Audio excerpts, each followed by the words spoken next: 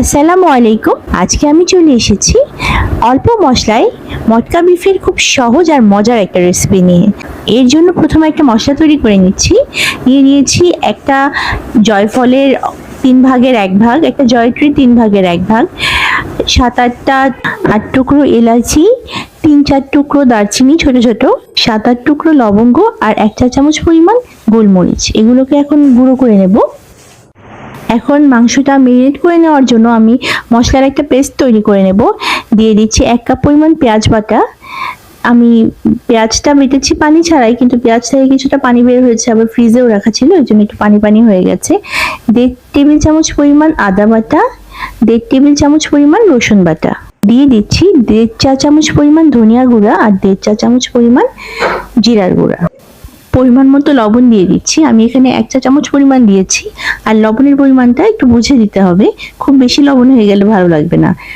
দিয়ে দিলাম হলুদ গুঁড়ো 1/2 চা চামচ পরিমাণ, আর মরিচ গুঁড়োটা একটু বেশি দিলে স্বাদটা অনেক ভালো লাগে, এই জন্য আমি 3 চা চামচ পরিমাণ মরিচ গুঁড়োটা দিয়ে দিচ্ছি।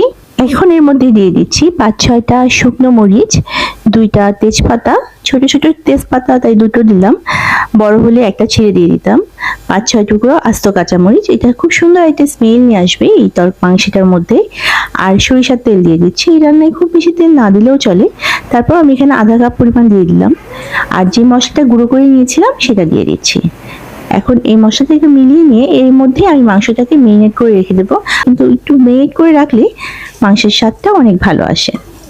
আমি মাংসগুলো এখন এই মশলার সাথে খুব ভালোভাবে মিলিয়ে নিচ্ছি। আর আমি এখানে মাংস নিয়ে নিয়েছি 1.5 কেজি পরিমাণ। এটা এখন আমি মেরিনেট করার জন্য রেখে দিচ্ছি। আধা ঘন্টা পর ফিরে আসছি। আর এই পর্যায়ে আমি এর মধ্যে কিছুটা পানি দিয়ে দেবো, হাফ কাপ পরিমাণ। এখানে আমি পানিটা দিয়ে দিচ্ছি যে আমি যে ব্লেন্ডারের মধ্যে পেঁয়াজটা ব্লেন্ড করেছি, সেই ব্লেন্ডারের জগটা ধুয়ে এর মধ্যে পানি দিয়ে দিচ্ছি। আধা কাপের বেশি পানি দেওয়ার প্রয়োজন হয় না, এটা পুরোপুরি দমে রান্না হবে, এর মধ্যেই মাংসটা পুরোপুরি রান্না হয়ে যাবে। আধা ঘন্টা পরে ফিরে আসলাম। আমি একটা মাটির হাঁড়ি নিয়ে নিয়েছি, এটাকে ভালো করে ধুয়ে পরিষ্কার করে অনেকক্ষণ ধরে চুলায় একদম মিডিয়াম লো আঁচে বসিয়ে রেখেছিলাম। তারপরে এর মধ্যে কিছুটা তেল দিয়ে চারপাশ ছড়িয়ে নিয়েছি। এখন এর মধ্যে মেরিনেট করে রাখা মাংসগুলোকে দিয়ে দিচ্ছি। মাংসগুলো দিয়ে দেওয়া হয়ে গেছে। এখন এর মুখটাকে পুরোপুরি এয়ারটাইট করে দেওয়ার জন্য আমি এটা আটা দিয়ে একটা খামির তৈরি করে নিয়েছি। তারপরে ঢাকনা দিয়ে এটা পুরোপুরি এয়ারটাইট করে নেব, আর দমে রেখে দেব 1 ঘন্টা 20 মিনিটের জন্য। প্রথম 8 মিনিট এটা চুলার আঁচটা একদম হাই দিয়ে রাখবো, তারপরেই আমি একদম লো আঁচে এটাকে রেখে দিচ্ছি। আর কিছুক্ষণ পর পর হাঁড়িটা এভাবে ধরে একটু নাড়িয়ে দিচ্ছি যাতে তলায় লেগে না যায়। আর যেহেতু ঢাকনা খোলা যাবে না, এভাবে হাঁড়ির দুপাশ ধরে একটু এভাবে নাড়িয়ে দিচ্ছি। এভাবেই মাংসটা পুরোপুরি সেদ্ধ হয়ে যাবে। 1.5 ঘন্টা পর ফিরে আসলাম।